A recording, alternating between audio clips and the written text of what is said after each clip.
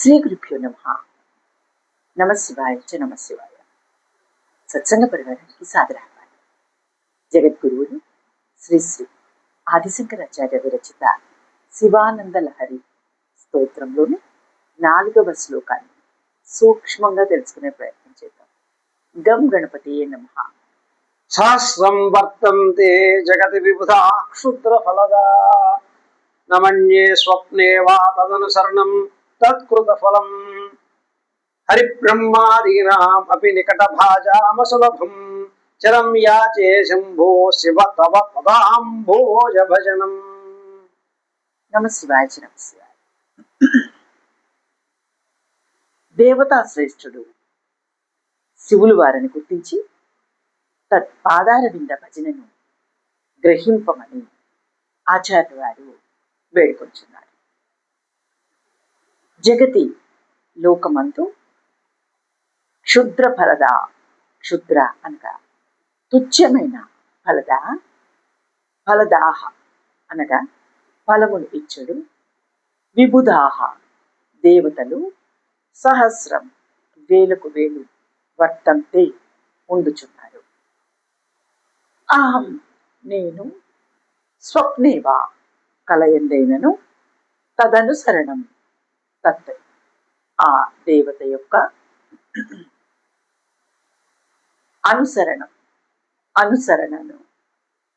అనుసరణమును తత్కృత ఫలం తత్ ఆ దేవతల చిత్తను కృత చేయబడిన ఫలమును నమన్యే తలపని. కింటు ఇక ఏమనా నికట భాజం నికట సమీపమును భాజాం పొందుచున్నట్టి హరి బ్రహ్మ దీనామపి హరి విష్ణువు బ్రహ్మ బ్రహ్మయు ఆదీనామపి మొదట కలిగిన దేవతలకు అసులభం దుర్లభమైనట్టి హే శంభో ఓ సుఖకరుడవైన ఈశ్వరుడ తవ నీ యొక్క పదాంభోజన భజనం పదాంభోజ పాదార విందముల యొక్క భజనం అనగా సేవను చిరం ఎల్లవేళలను యాచన చేయుచున్నాను. తాత్పర్యం ఏమనగా ఏదో కొంచెం ఫలమిచ్చాడు దేవతలు ఎందరో కలరు. వారి సేవ వారి ఫలములు నాకు కావలయును అను అపేక్ష స్వప్నమందైనను లేదు. వద్దు ఓ ఈశ్వర, ఎల్లప్పుడూ సన్నిధానవర్తులైన బ్రహ్మాదులకు కూడా దొరకని మీ పాదసేవయే దయచేయుడు. మేము పదే పదే వేడుకుంటున్నాము. పరమశివ దయాసముద్ర అక్షయ వరప్రదాత భక్త చింతామణి కామధేను నీ పాదారాధన విడిచి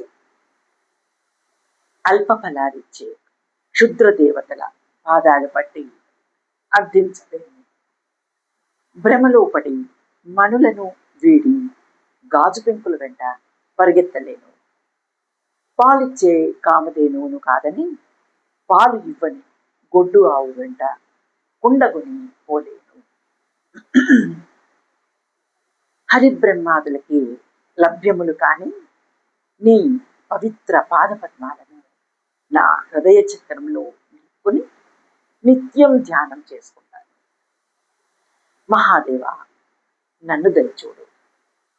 నీవు ఒక్కడివి శాశ్వతుడవు. నిన్ను వేడుకుంటున్నాను. ఓ జీవన్ముక్తిని ప్రసాదించు. జీవన్ముక్తిని ప్రసాదించు. జీవుని పరమ ఆకాంక్ష శివానంద లహరి విహారమే అని పరమశివులు వారి వరదాన వైభవం, సదాశివతత్వం, సర్వాతిశయత్వం, వర్ణింపబడింది. బ్రహ్మ ఇంద్రియాదులు పుట్టుటయు గిట్టుటయు కలవాలి, అనగా వారికి కూడా ఆయు ప్రమాణం ఉంది. జనన మరణాదులు వారికి కూడా ఉన్నాయి. నారాయణ బ్రహ్మ జాయతే, నారాయణ ఇంద్రో జాయతే అని శృతి తెలియజేసింది. వారి అశాశ్వతులై ఉండ వారి చెడు ఫలములు ఎట్లు శాశ్వతములు కాగలవు? చెరువులు పరిమితమైన జలమును కూడి ఉండగా ఆ చెరువులు అపరిమితమైన జలమును ఎట్లు ఇయ్యగలవు? గీతాచార్యుల వారు అంతవత్తు ఫలం తేషాం తద్భవత్సల్ప మేధసా దేవాం దేవయజో యాంతి మద్భక్త యాంతి మామపి అని విజ్ఞాన యోగంలో తెలియజేశారు. పరిమిత బుద్ధి కలవారు అశాశ్వత ఫలితాలు పొందుతారు. భగవద్భక్తి ద్వారా లభించే శాశ్వత మోక్షం గురించి కృష్ణ భగవానులు బోధించేవారు. దేవతలను ఆరాధించేవారు తాత్కాలిక ఫలితాలను పొందితే తన భక్తులు శాశ్వతమైన తన స్థానం చేరుకుంటారని తెలియజేశారు. భక్తజనులు భగవత్పాద పద్మముల సేవని వారు శాశ్వతంగా కోరుకొనెదరు.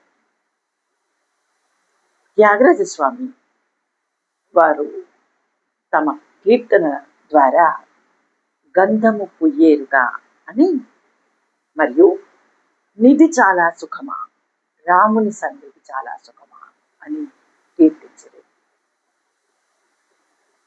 అట్టివారు అశరీర స్థితి రూపమైన కైవల్య సుఖమును పొందుతారు. బ్రహ్మసూత్రములలో ద్వాదశాహవ ఉభయ విధం బాదరాయణోత అని అభిప్రాయం వ్యాసుల వారు స్పష్టపరిచారు. తెలివితేటలను పొందటానికి ఒక దేవత, ధనాన్ని పొందటానికి ఇంకో దేవత, అందాన్ని పొందటానికి మరో దేవత, శత్రుంజయకు వేరే దేవత, ఈ విధంగా ఒక్కొక్క విధమైన ఫలాన్ని పొందటానికి ఆరాధించి, అర్చించి, ఆశ్రయించి, ఆయా దేవతలను మెప్పించి సౌకర్యాలను, కోరికలను తీర్చుకోవచ్చు. కానీ ఈ విధంగా పొందినవన్నీ తాత్కాలిక సుఖాలను పరిమిత కాలానికే ఇస్తాయి, కానీ శాశ్వత ఆనందాన్ని ప్రసాదించలేవు. దేనిని పొందితే ఇక పొందవలసినది ఉండదు, దేనిని పొందకపోతే ఇంకా పొందవలసింది ఏదో పొందలేదని భావన ఉంటుందో అటువంటి శాశ్వతమైన ఆనందాన్ని పొందటమే ప్రతి జీవి యొక్క పరమావధి. సులభ సాధ్యం కాని ఇట్టి శాశ్వత ఆనందాన్ని పొందటానికి శివుల వారి వద్ద బ్రహ్మాది దేవతలు కాచుకొని ఉంటారు. శివుల వారి సాన్నిధ్యంలో సేవతో పోలిస్తే జన్మరాహిత్య ఫలం సైతం అంత తృప్తిని, ఆనందాన్ని ఇవ్వలేవు. అథర్వ శిరోపనిషత్తు ఈ విధంగా చెప్పింది: శివ ఏకోచ్చేయ శివ శంకర. శివం శంకర.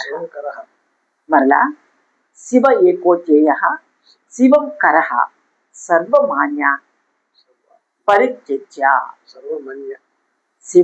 శివ ఏకో ధ్యేయ శివం కర సర్వమన్యత్ పరిత్యజ్య.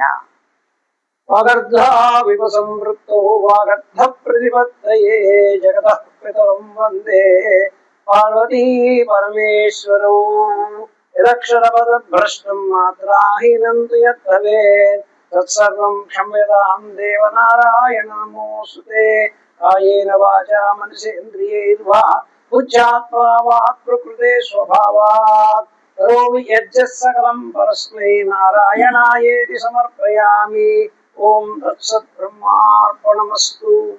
ఇది ఈ శ్లోకం యొక్క సూక్ష్మ వివరణ. ఆ పార్వతీ పరమేశ్వరుల అనుగ్రహం మనందరి మీద కలుగుదాకా. నమ శివాయ. నమ శివాయ.